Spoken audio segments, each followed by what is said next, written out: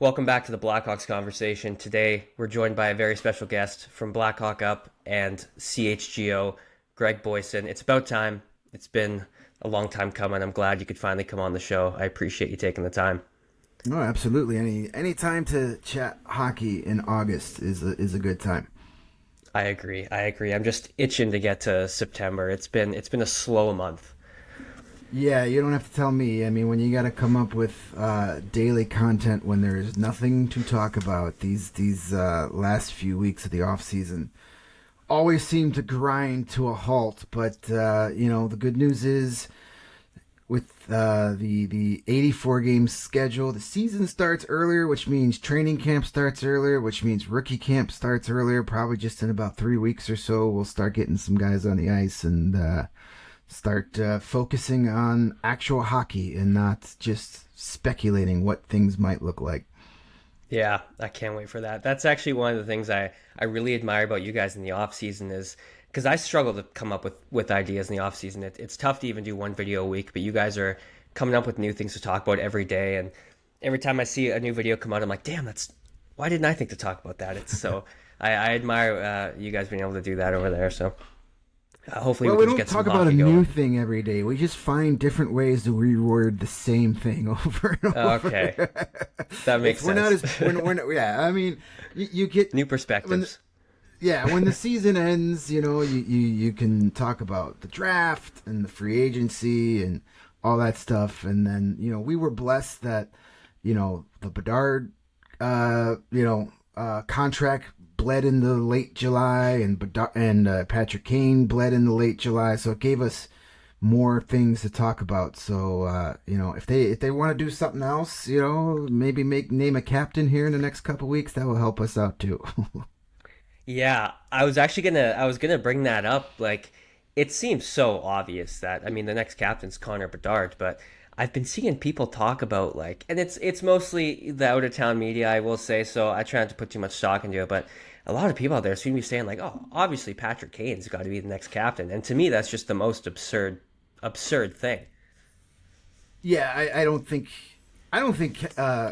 Patrick Kane's going to walk into this room knowing exactly what the makeup is now and say I need to be the captain. I mean, this is Connor Bedard's team. It was from day one. I mean, there were talk that they were going to name him captain right away, and in hindsight, they probably did the right move, bringing in Nick Foligno for those couple of years and letting him take care of all that while Connor gets acclimated to the pro lifestyle and the NHL game. But it's his team. I mean, everybody knows that. Just look at this season, this summer. Every time we got to talk to a new free agent, he said, "Oh yeah, the first person that reached out to me was Connor Bedard." Like it's the guy is the face of the franchise.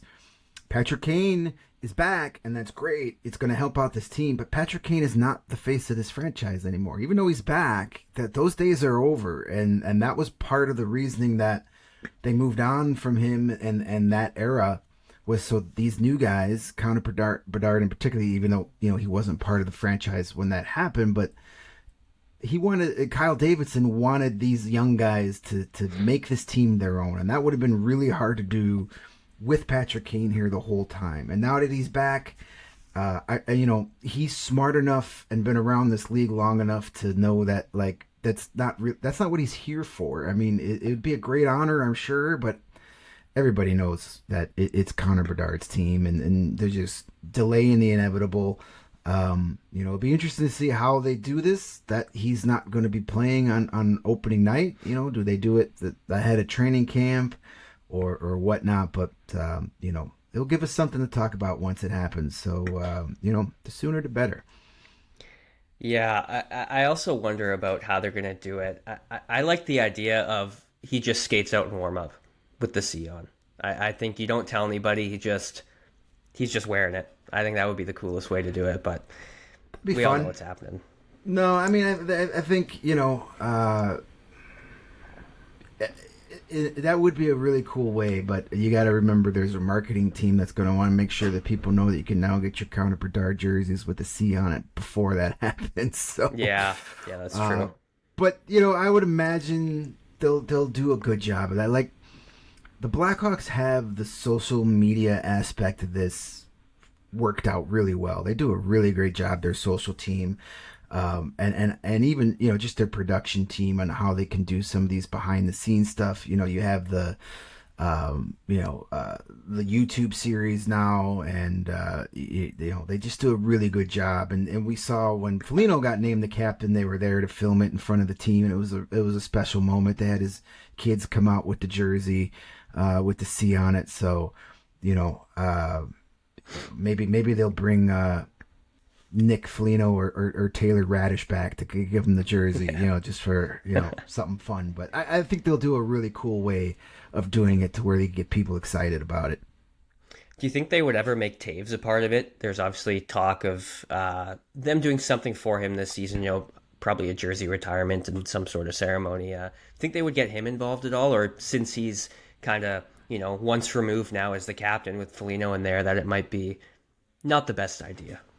I don't think it's a bad idea. I just don't think Toews would want to do it. Like, he's not that spotlight searching guy, and especially when that spotlight is going to go and the torch, so to speak, is now in possession of Connor Bedard. I don't think he wants to take away from that to where people think, oh yeah, there's Jonathan Toews. He's the greatest captain of all time.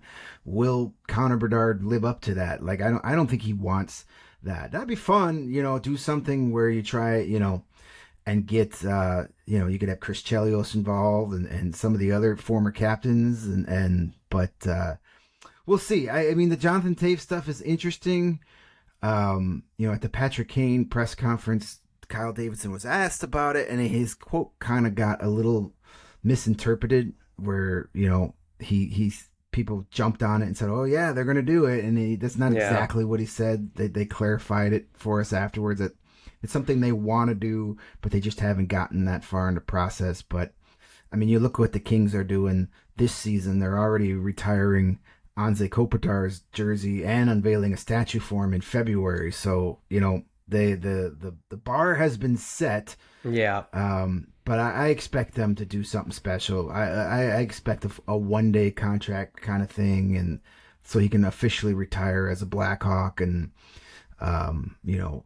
his number will be up in the rafters, and there'll be a Kane and Toews statue at an entrance. As long, you got Makita and Hall, and now those are easy decisions to make. It's just a matter of finding the right time. Now that you have the yearly Blackhawks Hall of Fame introduction, and you have, there's going to be more and more of these Stanley Cup era guys who deserve honors. So, it'll be busy for the next few years when it comes to these sort of things, but the fans love it. And why not? It's a celebration of a really special time. And out of anyone, I mean, he deserves the world from the organization. I've told this story on the channel before, but I'll quickly tell it to you. Growing up, I was always a Kane guy. Patrick Kane. That was my guy, favorite player.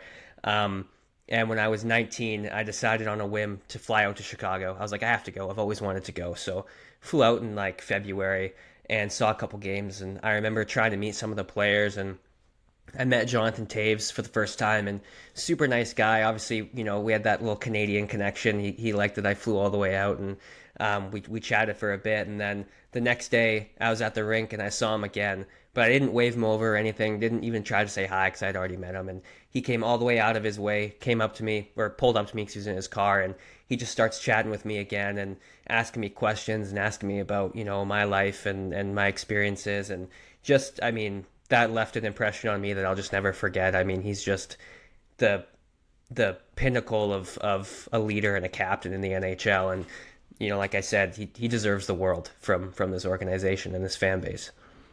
Yeah, I mean, that's an awesome story, and it doesn't surprise me one bit. I mean, I think there's a lot of young guys that have stories like that when it comes to Jonathan Toews, and that's something he embraced a lot, of just knowing that what he does, it affects and it influences so many people, and to take 2 minutes of his busy day to talk to you is something you're going to remember for your lifetime. And stuff like that is important. And when it comes to being a team captain, that's part of the job too. It's not just being the guy that gets to talk to the referee and having the letter on your sweater. You represent the Chicago Blackhawks Yeah. everywhere you go. And I think Connor Bedard gets that as well. And I've seen at the practice rink over the last 3 years, I've seen a lot of interactions of Connor taking time for kids and the fans, and he gets it. That's why it's such an easy call. And I can attest to that too firsthand watching him this summer skating. There's a handful of fans every time, and I'm kind of watching him leave the ice, and he gives all his time and his attention, doesn't rush through anybody. He's giving sticks to kids. Like you can see that in him as well. And you're right, it's a no brainer. I mean, he's got what it takes to be the captain, and I think he's ready. Personally, I don't think anyone would argue that. I did want to bring up the start of the year because like you mentioned, they're going to be without him, and there's a lot of conversation, rightfully so, about what this team's going to look like without him, and what maybe the expectation should be when he's not in the lineup. Trying to stay as close to 500 as possible. But what I'm really curious about, and what I've been thinking about, is who might have the most pressure to step up in that time. And you see people talk about, well, they brought in Patrick Kane to fill that gap and to kind of keep the team afloat. And then people talk about Frondell with how he played last year. He's ready to take that step and sort of lead the team, quote unquote, while Bedard's out. And me personally, I think this has Frank Nazar written all over it. I mean, if you ask me, he's got to be your number one center when Bedard's out. He's shown he can play when he's healthy. He's consistent. I mean, he was leading the team in points after the first month last year, 11 points in 10 games.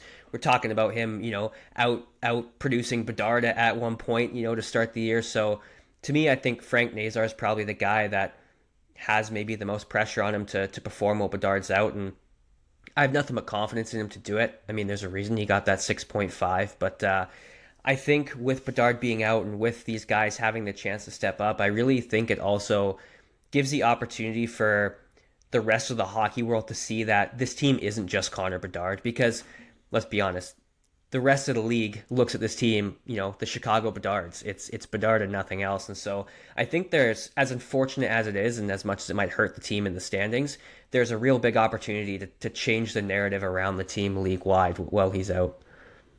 No, I agree with you 100% there. I think this is Frank Nazar's chance to assert himself. And, this is the first year of that big contract he signed.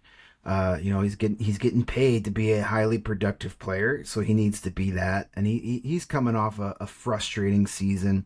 You mentioned he got off to a great start. Then he got the lower body injury in Calgary, and you could tell he was a little, half a step slower. And then before he really got 100% from that, breaks the jaw and was out for another month. And just, it was too many start and stops, and it just took him a while to finally get. But we saw at the end of the season, he kind of found his footing again. But he was taking a lot of criticism from the national media and even Chicago Blackhawk fans. And if there's one thing I know about Frank Nazar, getting to know him the last couple of years, is he does not lack confidence and he does not lack swagger, and he wants to go out there and prove to everybody, like, this is why I got this big contract. This is why I was a first round pick. You might have forgot about me, but here I am. And he's going to embrace this. And I do think this will be a chance, not only for him, but a lot of these other guys, to show that, hey, we've got something cooking here. Patrick Kane came here. Yeah, he had 16 million reasons to come here, but he had 16 million and one. That other reason is we've got a really good team starting to figure things out. And you don't want to lose your best player. You don't want to lose a superstar like Connor Bedard. But if you had to say, if you were going to, this was the time to do it, because now you had all summer to prepare. You're gonna go into training camp knowing he's not there, so Jeff Blashill will have camp to figure out who's gonna play where. Guys will know heading in. When Connor Bedard got hurt last year, it was like he's taking the final face off of a game, and now he's gone, and you had no time to really prepare, and it showed. Those first couple games he was gone was just bad, really bad. And then Nazar was gone shortly after that. But if you remember, coming out of the holiday break with no Nazar and no Bedard, they won like 4 out of 5, beat the Dallas Stars back. They were playing some of their best fundamental hockey without those two guys once they figured it out. So they're going to start the season already kind of figured out what they need to do without Connor Bedard. So I think it won't be as bad as some people might say. It's a really tough start to the schedule, but if a guy like Frank Nazar steps it up, you have Patrick Kane there to help out. Frondell and Kanserov, those guys are still very unproven. We like what we saw of Frondell, but this is going to be a different test for him. But if those guys can contribute, you still have Nick Lardis, who's capable of scoring, and then you add in a Bowen Byram on the back end that can help out. So like getting through these first 15, 20 games, whatever it is, without Connor Bedard, I'm going to predict it's going to be on the low end. He's going to get back as soon as he possibly can. But hovering around 500, I don't think it's as impossible as some people think it is. I think this team is going to come out with something to prove, especially without Connor Bedard. And having that entire training camp to prepare for it will help them a lot. And having a guy like Spencer Knight in net who stole you games last year is going to be a big factor too. Jeff Blashill as well. I mean, had his first full year to kind of get acquainted with the team and learn the intricacies and the habits of these players, and now to have all summer to really plan out, what he wants to do and how he wants to coach this team. I think it's a big year for him, and I think we're going to see a little more respect on his name too. A lot of the downer Hawks fans on there kind of want to point the blame to him, but I know you guys have mentioned on the show that you're overall pretty happy with him last year, and I would agree. I think the only real issue is the Burakovsky thing, and then maybe some little day-to-day stuff. But I think it's going to be a big year for him, and I think for him it's an opportunity to show that I'm not just the guy to get the team out of the rebuild, but I'm the guy that can be here when we're going to win. And you're in the locker room, you're a lot closer to it than I am. But to me, it seems like he's the kind of guy that has the ability to coach a winning team. I mean, he wasn't the head coach in Tampa, but he's been in that environment and he's learned from the best. So do you think he's capable of coaching a team, deep in the playoffs and even potentially a championship team? I think so. One thing I give him a lot of credit for last season was he was always focused on the big picture. He kept the big picture in mind for everything. And I think that kind of led to some of those day-to-day decisions that we were kind of like, I don't know about that. The Burakovsky stuff, it was frustrating at times. But when you look back and you go, all right, yeah, he could have done this, he could have done this. But I always understood his logic with that. Didn't agree with it, but I understood it. And then Kyle Davidson made sure that wasn't going to be a problem this year. And okay, if Andre Burakovsky's not here, you won't be tempted to play him so much. But I think having that full season with these young guys and kind of knowing what they're capable of, and then kind of, working with them for what they should plan to do in the offseason as what he envisions them being this season.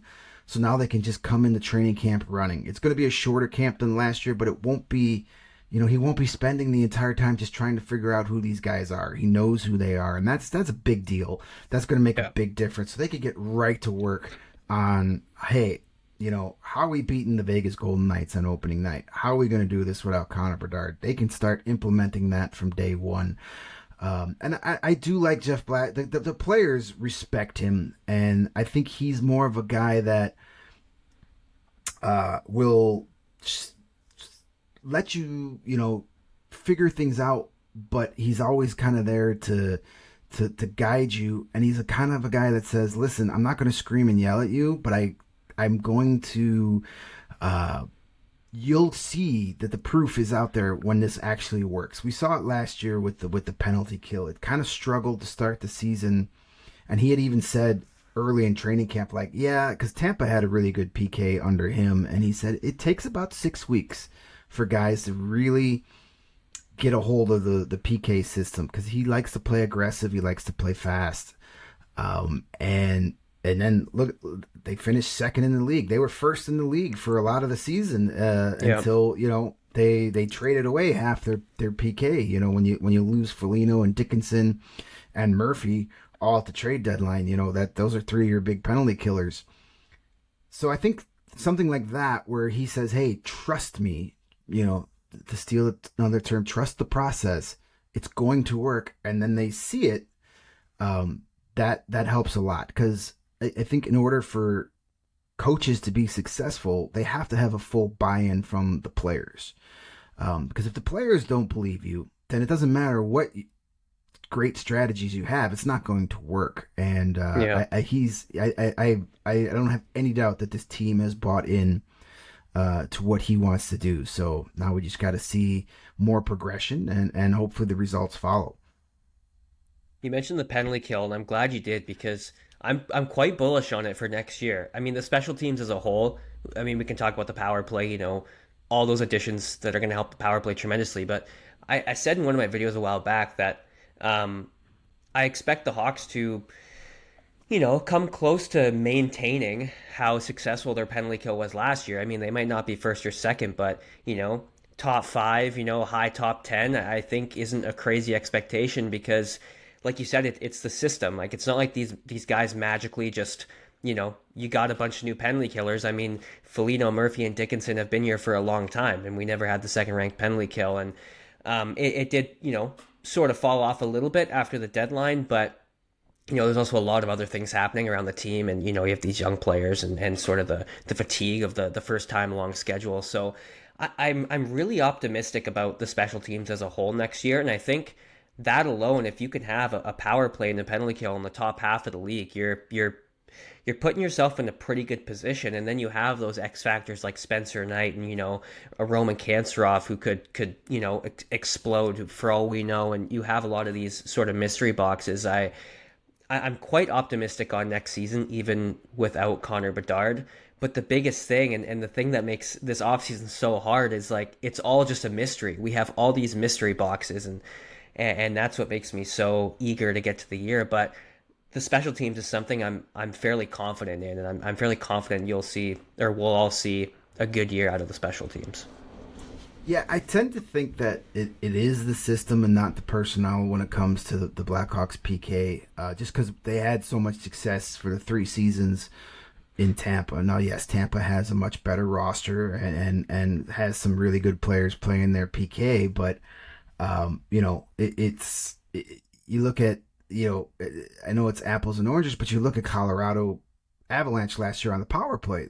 All those great players they have in their power play stunk for most of the year. So is that a system thing? Is that just, only one puck on the ice and nobody knows what to do with it? You don't know, but the Blackhawks lost a lot on the PK. We mentioned, but then Ilya Mikheyev, who was their best penalty killer each of the last 2 seasons, is now ironically in Tampa, and so it's a lot to try and replace in one season. But with Blashill's system, I don't think it will be too big of a drop off. Jordan Greenway, if you watched the playoffs last year, I know some people are, oh, that's just a throw-in guy. Buffalo's dumping salary, blah, blah, blah. He's always hurt.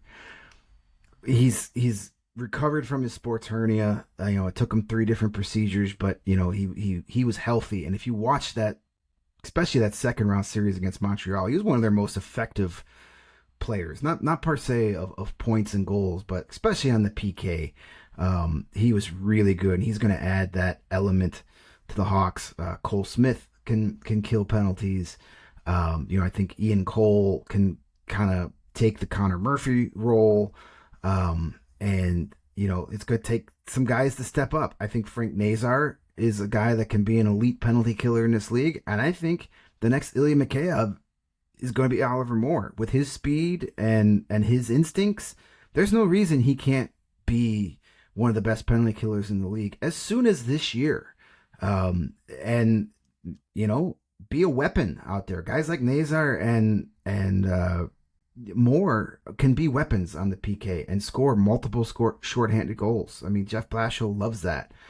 Um, and when it does break down, you have Spencer Knight there to come up with a big save and hopefully bail some guys out. What I would like to see, and it would definitely help the penalty kill stay in that top half of the league, is don't use it so much. Take fewer Yeah. penalties. Just because you have a good PK doesn't mean you have to use it 4 or 5 times a night. It's okay to use it only once or twice. So I think if you have a more disciplined team, that's going to help the PK as well. And the power play is going to be exciting, especially when Bedard comes back with the additions of Kane and Bowen Byram. And that top unit should be something elite level. And now that you have such a good, effective top unit, that makes your second unit better because now you can, put some of those guys like Nick Lardis and Frank Nazar, Kanserov on the second line, second unit. Artem Levshunov can run that one, less pressure on him. And, instead of throwing Nick Foligno and Ryan Donato on your second power play, you've got, as I mentioned, some of these young guys that can put the puck in the back of the net. So it should be a fun year when it comes to special teams. And if you've got good special teams, it takes a lot of pressure off 5-on-5, and that's where the Blackhawks struggled the most the last few years. So, if you can't score, if you're struggling to score 5-on-5, but you're potting, you 19-20% on the power play, that takes a lot of pressure off of you. I agree. I'm really curious to see how they divide up the power play next year. Is he going to want to go, two equal units, a minute each? Is he going to want to, have a stacked up top unit? But what excites me is the competition too. It's going to, keep guys from just kind of, going through the motions and being a little more casual in the power play. I mean, you're every rep you're going to be fighting to keep your spot on that top unit, and for the second unit guys, you're going to be fighting to get onto that top unit. And I think just I did a video a while ago on power play options, and there was just so many to go over. It was almost overwhelming. All the sort of the ways you could fit those puzzle pieces. Artem Levshunov is an interesting one. Like you said, might get a chance to run the second power play. To me, he's the guy I'm most intrigued about next year in terms of players who need to take a step. I think he's the most crucial that needs to take a step. I mean, second overall pick, you have high expectations. I know he didn't have a great year last year, but there was also a lot of good moments. I liked seeing him get more physical as the year went on. That's something we needed. He was, I think he averaged like 1.5 hits per game to start the year, and then he was closer to 3 hits a game at his end of the year before he got injured. And I really like seeing that out of him, and I think it's important for him too, being in a lesser role likely next year, to kind of focus on the defensive side of the game, slowing his game down, not thinking so much and trusting his instincts. And I think with that, if he can give a focus to the defensive side of the game, defense leads to offense. I think that'll naturally just help his overall game, and his offensive instincts are already so good that I think, yeah, like I said, just focusing on that defensive game and slowing down his game is something I really want to see out of him. But like I said, to me, he's the most intriguing and the most probably crucial young piece, in my opinion, on the team next year. I'd be curious to know kind of who you think it's most important that they take a big step or take a significant step forward next year. Well, I mean, I think Levshunov is on the top of that list. I mean, he was taken second overall, taken instead of Ivan Demidov, and some people will never get over that. But a good way to get people to stop bringing that up is to be a stud. And I have nothing but confidence in Artie Levshunov. The kid puts in the work. He wants to be the best player he possibly can be, and the talent is there, the instincts are there. He's just got to get it all together, and he's so young and so green when it comes to NHL experience. And if you didn't get a chance to read the Athletic article with Scott Powers, you really get some insight on what this. I mean, we've talked about it a lot about he played in all these different leagues and all this different experiences in such a short period of time, but like the kid came from Belarus at 16, left his family, didn't know English, was on his own, and like had to figure things out. That I can't imagine doing that at my age, let alone at 16. I mean, it took a lot, and that's a factor in this. So I think it's big for him.